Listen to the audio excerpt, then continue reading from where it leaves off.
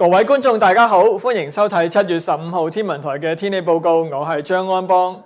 受到活躍嘅西南氣流影響，香港今日天氣唔穩定㗎，有驟雨，間中雨勢都幾大㗎。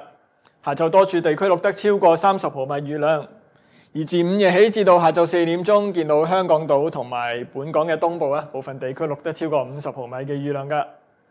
睇睇過去幾個鐘嘅雷達影像。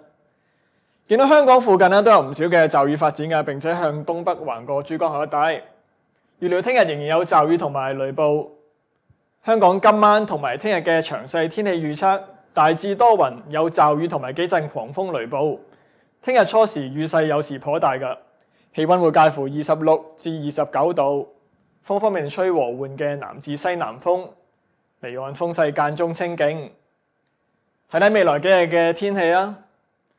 預計活躍嘅西南氣流會喺星期五繼續為廣東帶嚟唔穩定嘅天氣，該區會有驟雨同埋雷暴。而週末期間至到下個禮拜初，呢個西南氣流會逐漸減弱，而且高空反氣旋會增強啊！到時天色會有所好轉，但係仍然有幾陣驟雨嘅。香港嘅詳細天氣展望方面預料星期五部分地區嘅雨勢仍然比較大㗎，而週末期間至到下個禮拜初，仍然有幾陣驟雨。呢一節嘅天氣就同大家睇到呢度，我哋下次再見。